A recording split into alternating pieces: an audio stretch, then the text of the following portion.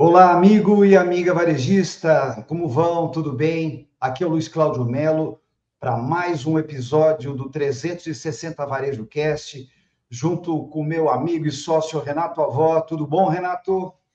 Tudo bem, Luiz? Olá. Uma temporada onde vamos falar muito com empreendedores e empreendedoras, né, sobre os desafios tão grandes aí de se manter um negócio aqui no nosso país, aqui no Brasil, de se manter um time bom e de se manter um negócio lucrativo, principalmente, né, Luiz?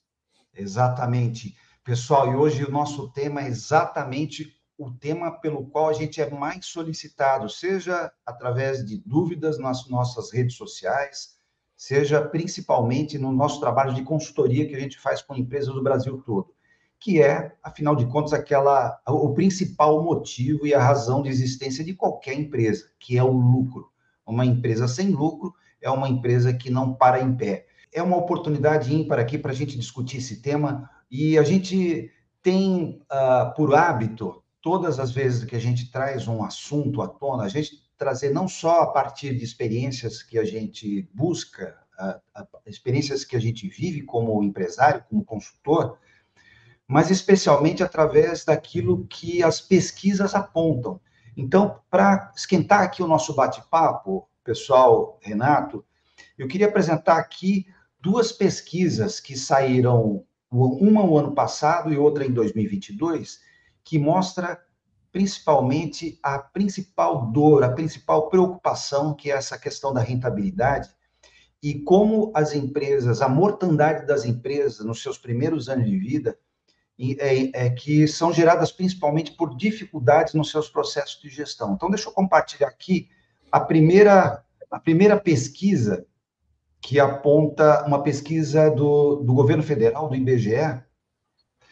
Então, Renato, pessoal, essa é a primeira pesquisa que mostra justamente essa preocupação sobre a taxa de sobrevivência das empresas, fruto da má gestão do lucro, né? Essa é uma pesquisa que foi feita em 2023, o ano passado, e os três principais temas, Renato, que aparecem justamente a coincidência com aqueles temas que a gente mais observa nas empresas que a gente atua em consultoria.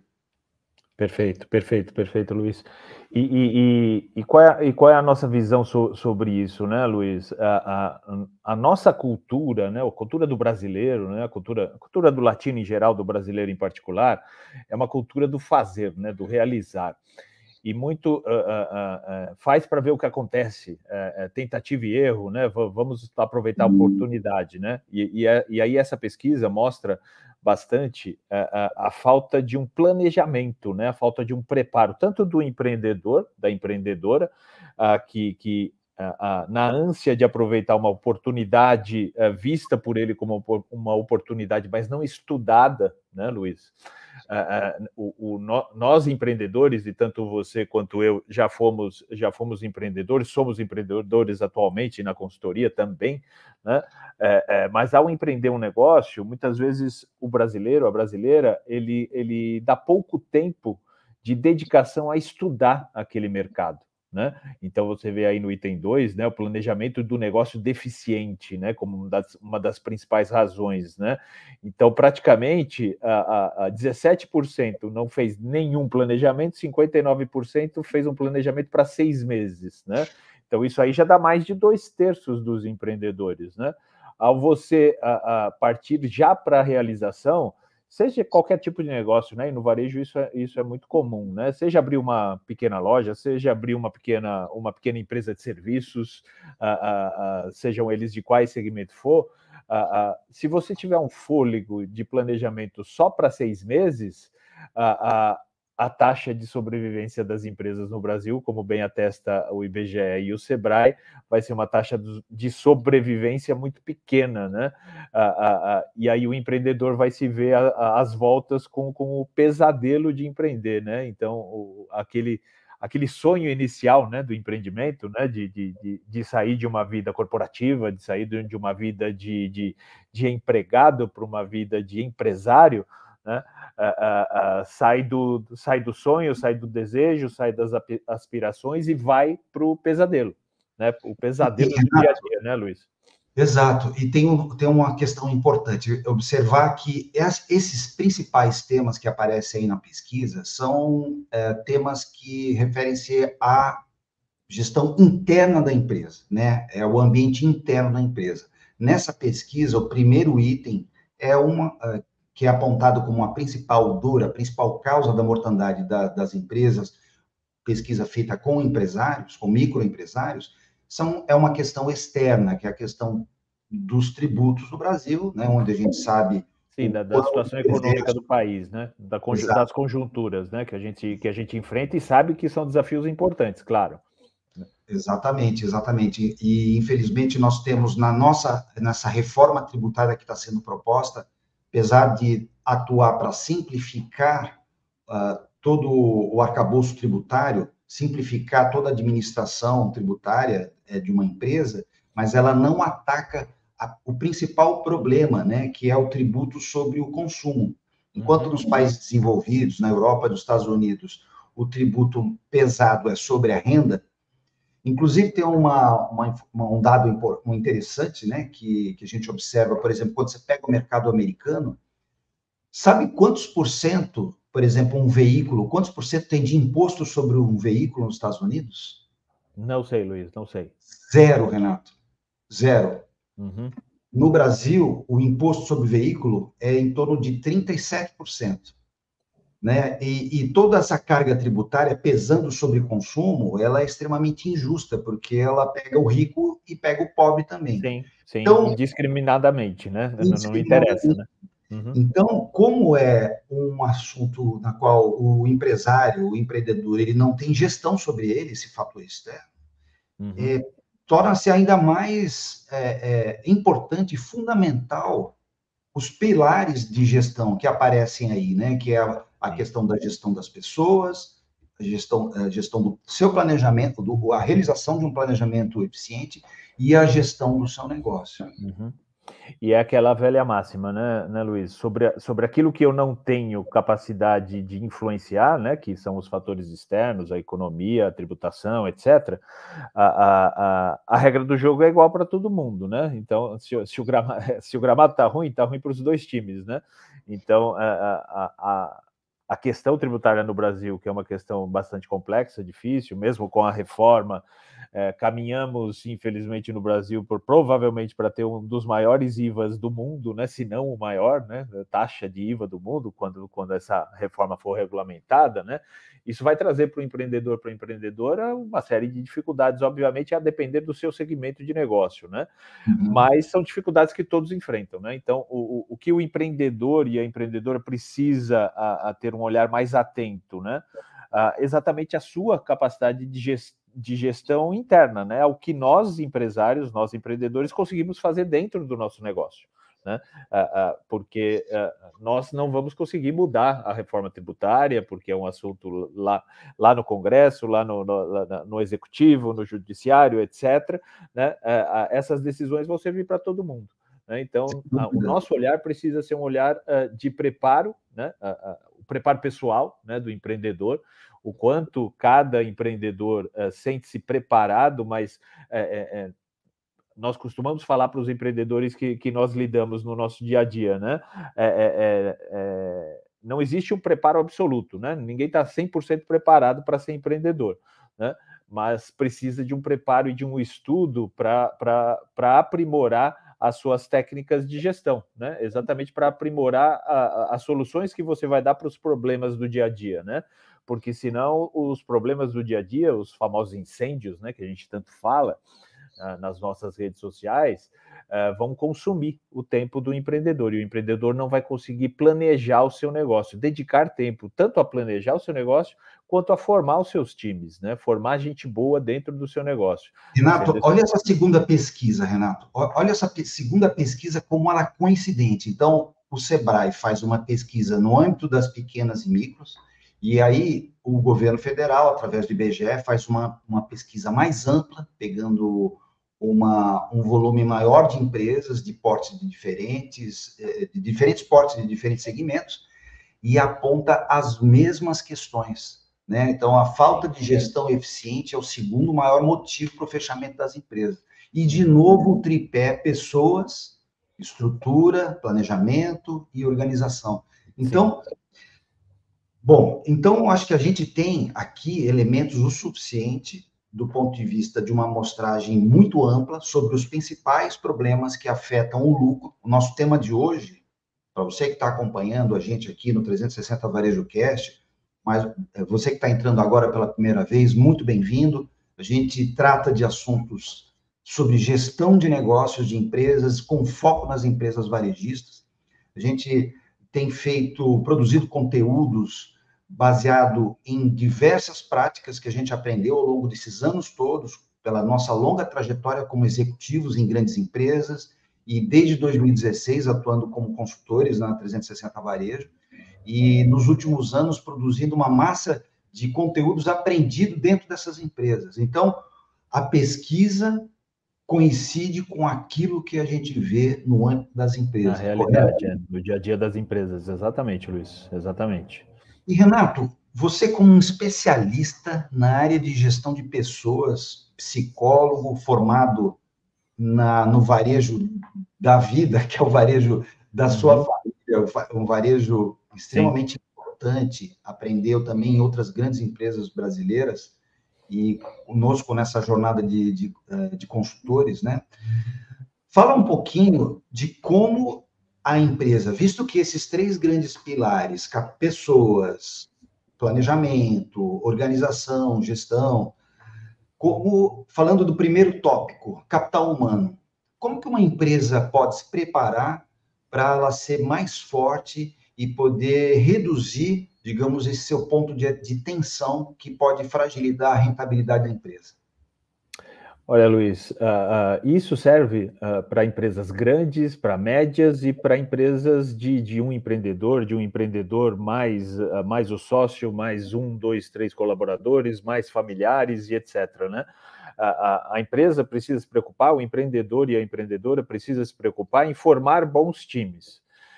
Formar bons times demanda tempo, né? E muitas vezes, pela cultura que nós falamos no início da nossa conversa, né, a cultura do fazer do empreendedor, o empreendedor muitas vezes é aquele profissional mão na massa, né, aquele profissional que no varejo a gente vê bastante, aquele profissional que abre um pequeno negócio, então ele faz a abertura da loja, ele faz o fechamento da loja, quem faz os pagamentos é ele, quem atende o cliente é ele, então ele faz tudo, né? Isso serve ao começo de uma empresa, né? Mas como a gente está observando nas pesquisas que a gente está apresentando hoje, esse começo não é suficiente para a empresa se manter viva ao longo do tempo. Né? Então, não bastam a iniciativa pessoal do empreendedor, a dedicação de tempo, que muitas vezes o empreendedor, e nós vemos isso, né? Nós vimos isso em muitas empresas que nós atuamos. O empreendedor, muitas vezes, ele está preso no seu negócio pelo tempo. Né? O negócio demanda dele 24 horas do dia, né? Ele não consegue ter vida pessoal, ele não consegue ter relacionamento familiar razoável, ele não consegue ter convivência com os amigos e assim por diante, porque ele está dedicado 100% ao negócio. Isso faz sentido no começo de um negócio, no primeiro ano, no segundo ano, etc. Mas ao longo desse período, você precisa trazer pessoas para o seu time que sejam pessoas para as quais você possa delegar tarefas. Né? Então você precisa de pessoas capacitadas, precisa dedicar tempo a isso. Né? Então, o que nós muitas vezes vemos é que o empreendedor não cria uma rotina para dedicar tempo ao seu próprio time. Né? Então, claro, muitas vezes se joga a culpa no ambiente externo. Puxa, hoje em dia a rotatividade de pessoas é complicado, as pessoas têm muitas opções, essa nova geração não quer saber de nada, era bom antigamente, etc. Antigamente tínhamos os mesmos problemas também, né? Nos empreendimentos que começavam. É preciso que o colaborador ele seja escolhido por você, empreendedor, por você, empreendedora, porque ele tem a ver com o teu negócio, né? Seja ele de que tamanho for. Né? Então, enquanto grandes empresas têm um departamento de recrutamento e seleção, treinamento, etc., na realidade, no começo do negócio, no começo do empreendimento, todo o RH da empresa somos nós, empreendedores, né? Quando você começou o teu negócio, a tua pizzaria, a tua loja de suplementos alimentares, quando eu comecei a trabalhar na empresa da família, né, como segunda geração, numa rede de supermercados, né, eu estava ainda no meio da minha formação como psicologia, mas já pensando em formatar para a empresa familiar toda a estruturação de um departamento de recursos humanos, junto tanto com meu pai e meus tios, quanto com meus primos da mesma geração, né? O empreendedor, ele é o RH da empresa. Né? Quando eu montei minha padaria, eu era o RH da empresa. Então, eu contratava, eu desligava, eu treinava na medida do possível, mas muitos dos erros que nós cometemos como empreendedores são erros relacionados exatamente a essa falta de planejamento de tempo. Se você não dedica tempo para você formar o teu colaborador, naturalmente ele vai ficar pouco tempo com você. Né? E você vira escravo do seu trabalho. Exato. Recentemente, né, um dos nossos conteúdos nas redes sociais foi exatamente esse tema, né, que você trouxe. O empreendedor é dono do negócio ou ele é o principal colaborador do negócio, né? Então, você fez essa pergunta para nossos amigos e amigas empreendedores, né?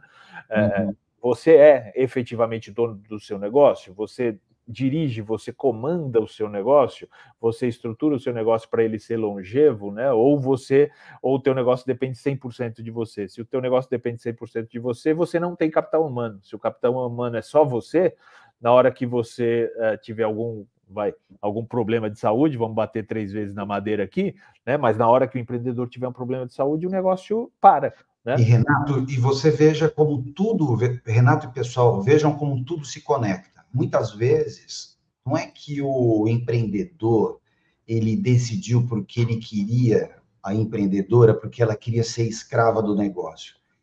É que a questão, muitas vezes, de não poder contratar profissionais, porque não cabe na sua folha de pagamento, por uma questão financeira. No seu orçamento, né? No início da empresa, principalmente. Exato, isso envolve outros temas que se conectam ao tema da gestão. Então, é uma questão de precificação mal elaborada do produto, um planejamento mal executado do ponto de vista financeiro, e aquele caos que se instala dentro da empresa impede que a pessoa consiga contratar, não só em número, mas em qualidade.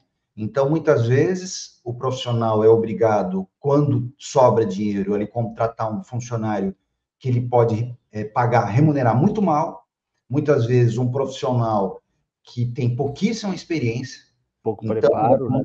Não tem preparo, e aí, mais do que nunca, ele vai ter que treinar esse profissional para ele poder fazer aquilo que ele precisa ser feito e abrir um espaço na agenda do empreendedor, né, Renato?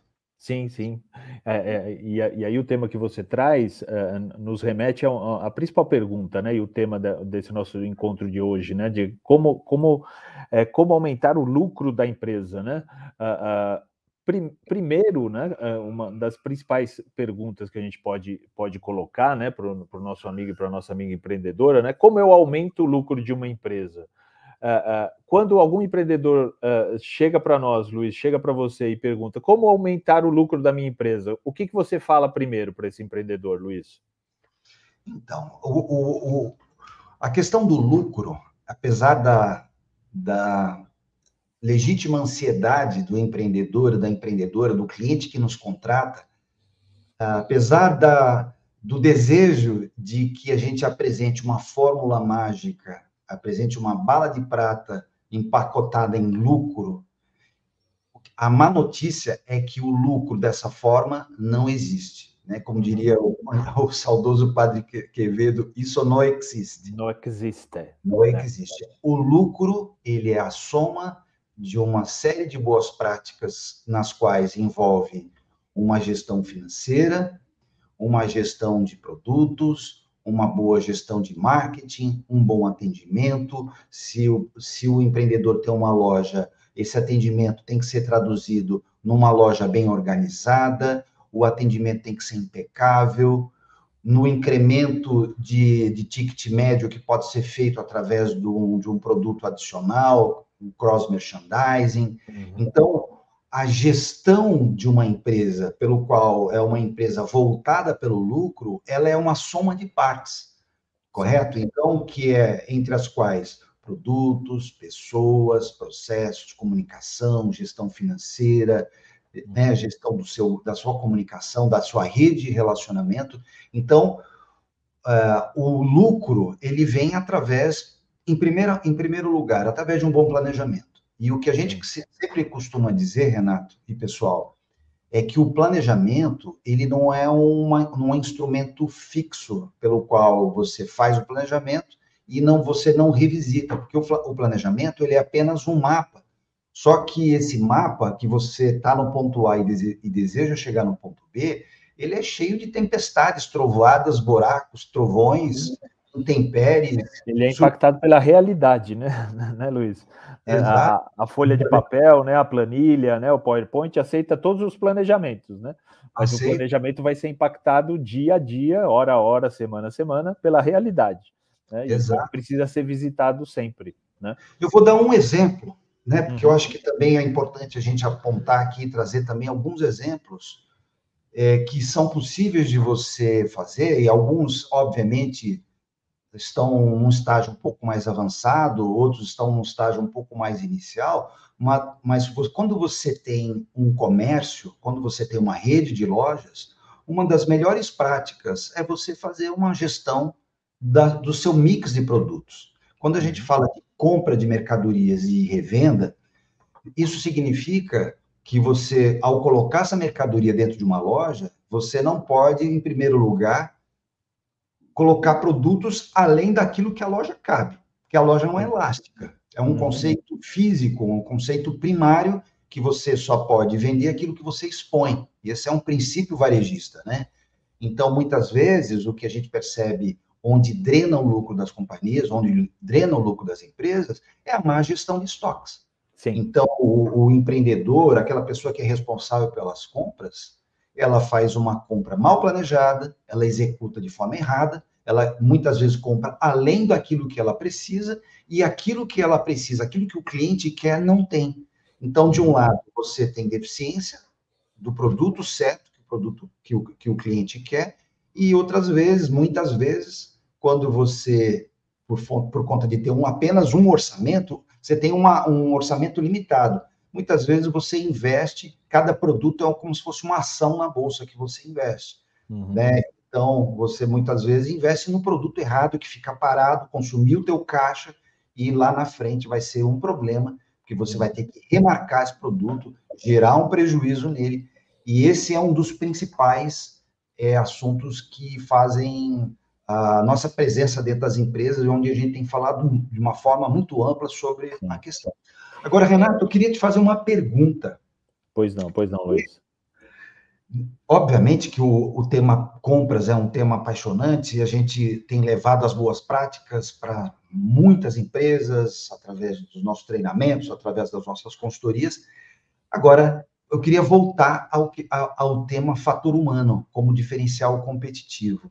Você teve uma experiência riquíssima na empresa da sua família. Lá atrás, a empresa ela foi sábia em perceber que aquela quantidade de parentes não cabia na empresa, o orçamento da empresa. Então, ela tomou, há anos atrás, uma decisão muito sábia de fazer um processo de sucessão familiar. Mas eu queria trazer um pouco de uma experiência de um cliente que nós atendemos aqui no estado de São Paulo, que ali é a mistura de todas as antipráticas, os anti-cases de sucesso, que já foi tema de um podcast nosso, né? Ali você tinha parentes dentro da empresa em excesso, e o que é pior, não só em excesso, mas em qualidade, em cargos chaves dentro da empresa. Sim. Comenta com a gente, Renato, como o cenário que nós encontramos e qual foi a ação que a gente tomou lá dentro, junto com os donos. Perfeito. Então, nessa empresa que nós desenvolvemos um projeto lá de gestão com eles, qual foi a situação que nós encontramos, né, Luiz? A gente encontrou uma situação onde a empresa familiar e a segunda geração estava na empresa familiar no famoso modus operandi de cabide de emprego, né? Se eu sou filho de um dos sócios, se eu sou filha de um dos sócios, eu vou entrar na empresa, ponto. Né? O que faltava, né? E já de cara nós diagnosticamos na entrada da empresa, né? O que faltava? Primeiro, faltava alguma regra de entrada, né? E nós discutimos muito, né? E a minha experiência na empresa da família e em outras empresas familiares os empreendedores brasileiros, né? Empreendedoras são basicamente familiares, né? Nós começamos muitas vezes o negócio, o empreendedor e o esposo e a esposa, o empreendedor, o esposo e o filho mais velho e assim por diante, né? Para começar o negócio, para alavancar o negócio. Então, muitas vezes a empresa familiar, a gente costuma orientar e planejar o desenvolvimento dessa empresa junto com os empreendedores com a seguinte questão: as regras não precisam ser complexas para a entrada da segunda geração, as regras não precisam ser as mais justas possíveis, mas as regras precisam ser claras, né? Então, quando a gente fala sobre o trabalho de familiares dentro de uma empresa, primeiro, a relação de parentesco não pode ser um tópico do seu currículo, né? O meu currículo, Renato avó, meu currículo, o avó. Eu tenho o sobrenome avó, então a principal qualidade que eu tenho no currículo é o avó. Não pode, né? Então, a empresa, seja ela pequena, média ou grande, né, seja ela a empresa que está começando agora com 2, 3 colaboradores, trazer o filho, trazer o sobrinho para trabalhar, a sobrinha, a prima, a irmã, etc., tem que ter algum motivo e tem que estar baseado minimamente na qualificação dessa pessoa como profissional. O parentesco não pode ser currículo, né? O parentesco não pode ser currículo. Então, nessa empresa que nós atendemos, a falta de regras fez com que nós encontrássemos profissionais que estavam na empresa desde a sua juventude, ajudando o pai, ajudando a mãe na empresa, etc., né? Desde os seus 14, 15 anos, sem dar a devida atenção à própria formação, né? A formação escolar, a formação universitária, profissional. Então, você tinha, por exemplo, um comprador, né, desta empresa, um comprador dessa empresa responsável por um departamento ou departamentos que respondiam aí por 30% a 40% do faturamento da empresa, e esse comprador, infelizmente, tinha sérias dificuldades de matemática para fazer compras, né? Sérias dificuldades de lidar com o sistema de gestão que a empresa tinha na ocasião, né? Então, era um comprador à moda antiga, mesmo sendo um jovem profissional. Era um jovem profissional de 20 e poucos anos, mas era um comprador à moda antiga. Então, era um comprador que comprava com base na caneta e no papel, na caneta na orelha, né, do português da padaria, que eu já tive muito caneta na orelha, né? Faz parte, é bom, mas que a caneta fique na orelha, mas que você veja os dados do teu negócio no sistema, num bom sistema e etc., não só na caneta. E assim, é aquele processo vicioso que se retroalimenta, né? Porque a segunda geração aprende errado com a primeira, né? Exato. E a empresa... constrói um relacionamento, né? Que é aquele relacionamento. Se o meu primo entrou assim, eu também posso entrar, né? E aí imagine a dificuldade, a complexidade, né? E a série de problemas, tanto de relacionamento na família e pessoais, etc., quanto de problemas de desempenho profissional mesmo, que você vai trazer para a empresa. Você traz... se a empresa vira um cabide de emprego para a família, a empresa perde gestão, a empresa perde eficiência, a empresa perde lucro, em última instância, né? Renato, para ajudar os nossos amigos empresários, empreendedores, empreendedoras, varejistas que possuem esse tipo de problema dentro da empresa. 3 dicas para quem enfrenta esse tipo de problema, que você, de um lado, tem a questão dramática da gestão do lucro, fazer que a empresa dê lucro, dê rentabilidade, sobreviva, possa crescer. Do outro lado, você acomodar como diria um famoso candidato aí a presidente, os interesses da empresa. Como conjuminar, como organizar esses assuntos dentro da mesma pauta, Renato?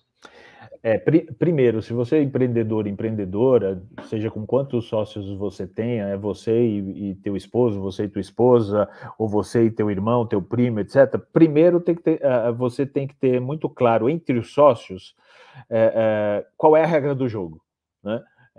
E a regra do jogo quando uma empresa começa, né, quando uma empresa é pequena, é a regra do jogo da divisão mesmo de trabalho e de tempo. Vamos usar um exemplo, um exemplo de uma empresa de serviços que nós vimos atendendo ultimamente, né?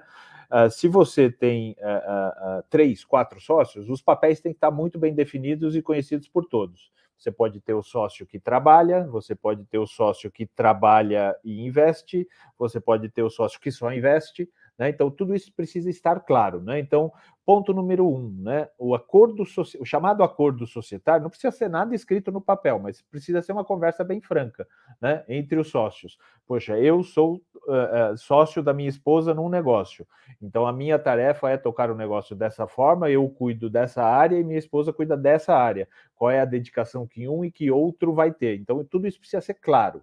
Né? Não precisa ser a mais justa das divisões de tarefas, né? Mas precisa ser claro, não pode ter confusão. Eu não posso me indispor com o meu sócio porque eu acho que ele tinha que trabalhar mais, porque eu acho que ele tinha que dedicar mais tempo da vida dele para o nosso negócio. Não, tudo isso precisa estar claro. Ponto número 2, né? Principalmente quando o negócio começa a dar certo e a segunda geração começa a ter idade para trabalhar, né? Você precisa criar com o teu sócio uma regra clara que valha para todo mundo, né? E que seja igual para todo mundo. Não interessa qual regra for, né? Mas ela precisa ser clara, né? Precisa valer para o teu filho, precisa valer para o teu sobrinho, precisa valer para o filho do teu sócio, precisa valer para a filha do teu sócio, precisa valer para todo mundo de forma igual. Precisa ser clara a regra, seja ela qual for. Então precisa ter transparência.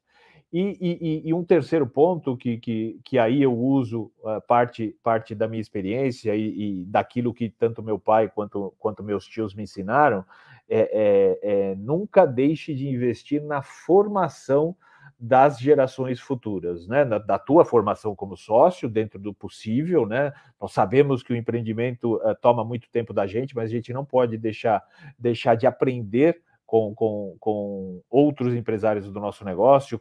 Hoje em dia é muito mais fácil, né, Luiz? O nosso acesso a conteúdos, a redes sociais, etc., nos dá a condição de aprender todo dia, né? Então, quem empreende não pode deixar isso de lado, por mais incêndios que tenha que apagar, né? E as gerações futuras, né, Luiz, elas precisam estar preparadas e preocupadas em sempre também se qualificar, né, que é o que a gente encontrou nessa empresa que a gente mencionou há pouco tempo, né? Nós encontramos ali filhos dos 2, 3 sócios que a empresa tinha, cada um entrou à sua maneira, cada um entrou com a sua formação, cada um entrou do jeito que queria, com um salário diferente. Então, nada foi planejado, todo mundo foi entrando. Aí, um pouquinho mais à frente, obviamente, que isso vai gerar um conflito quase insolúvel, né? Nós encontramos essa empresa com a segunda geração trabalhando numa mesma empresa, simplesmente sem se falar entre si. Só isso.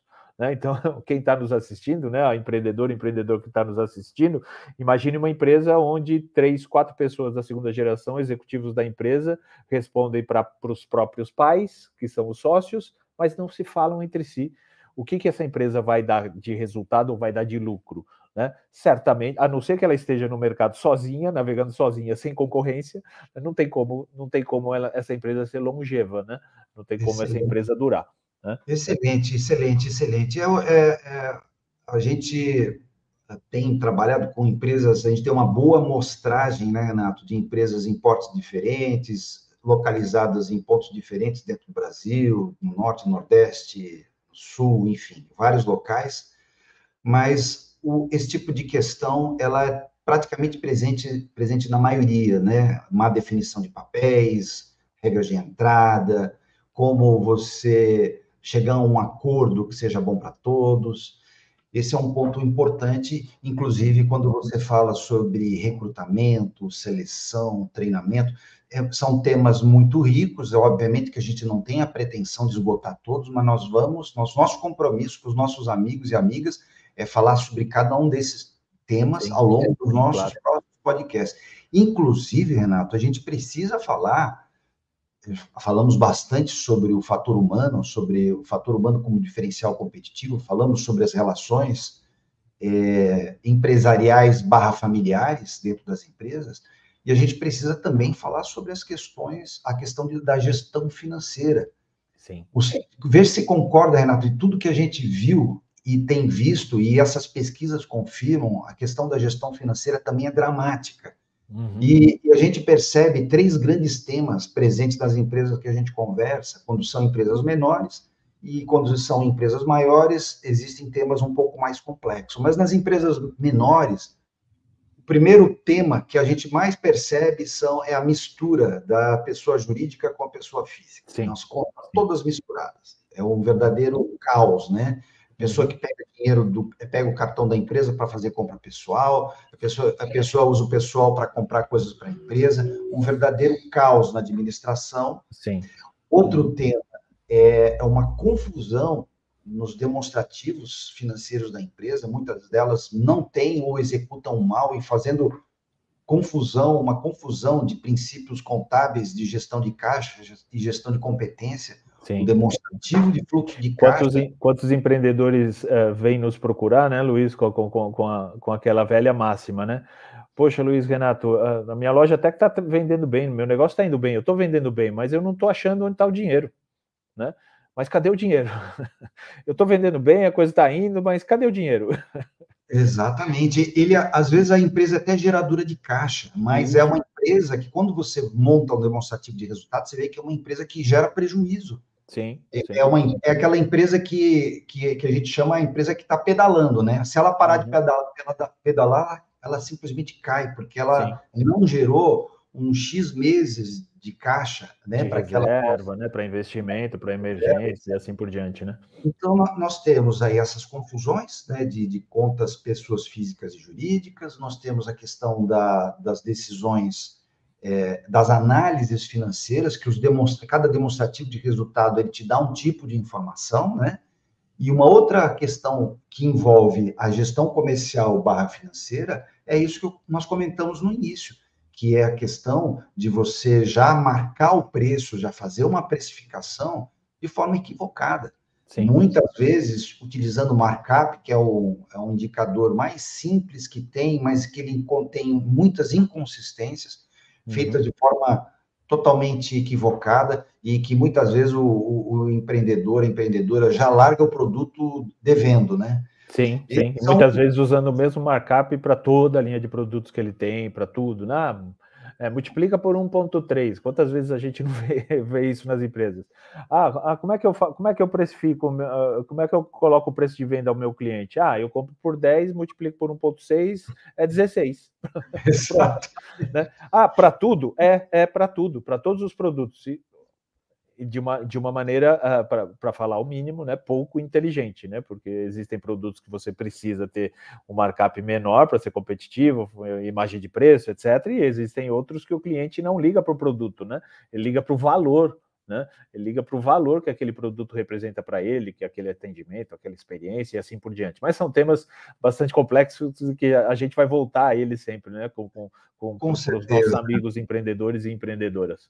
Muito bem, Renato. Saudades desse nosso bate-papo com os nossos amigos e amigas. A gente retorna com força agora a segunda temporada dos nossos podcasts, trazendo mais assuntos de interesses para toda a coletividade de empreendedorismo, de varejistas, falando de coisas que a gente não só aprendeu na nossa carreira executiva, mas coisas que estão quentinhas ali do nosso trabalho diário como consultores, dos treinamentos que a gente apresenta. E para vocês, amigos e amigas, acompanhe a gente no Instagram, segue por lá, segue a gente aqui no YouTube também. Procura a gente em tudo quanto é @360 Varejo, você vai achar a gente lá. É isso aí. Outra coisa, façam perguntas, coloquem perguntas que a gente vai fazer questão de responder para vocês. A gente adora conversar com o nosso público, a gente adora poder transformar e ajudar as empresas a crescer dentro desse universo do empreendedorismo. Legal, Renato? É essa, né? Nossa missão é essa. Nossa missão é essa. Muito legal, bom Luiz. Muito obrigado aí por mais um episódio aí do 360 Varejo Cast, inaugurando a nossa segunda temporada. Tem muito assunto para a gente discutir aí com a nossa audiência, com nossos amigos empreendedores e empreendedoras, e dar uma mensagem aí de um salve a todos eles, né? E um elogio a todos eles. A gente sabe o quanto é difícil empreender no Brasil, mas o quanto nós temos de talento e de resiliência, de força no empreendedor brasileiro. O que nos causa muito prazer é conseguir ajudar o empreendedor brasileiro a ter melhores resultados, né? A se planejar melhor, a ter melhores resultados. Mas nós aprendemos muito com a resiliência e com o dia a dia de pequenos grandes talentos empreendedores que nós temos no Brasil. A cada esquina do nosso Brasil a gente vai encontrar um talento empreendedor, né, que muitas vezes carece só de orientação, de planejamento, de uma linha de trabalho que traga resultados melhores para esse empreendedor. Mas hoje temos no Brasil aí muitos casos, muitos exemplos quem dera, né, Luiz, se as nossas elites políticas e etc. fossem tão qualificadas em termos de caráter pessoal mesmo, do que assim como são os nossos empreendedores aqui no Brasil, né? Quem dera fôssemos um país de empreendedores, né? Mas ainda o caminho é longo, mas é positivo. A gente chega lá. Muito bom, muito bom, muito bom. Legal, pessoal. Grande abraço a todos. Até a próxima. Fiquem com Deus. Salve, salve. Um abração. Tchau, tchau.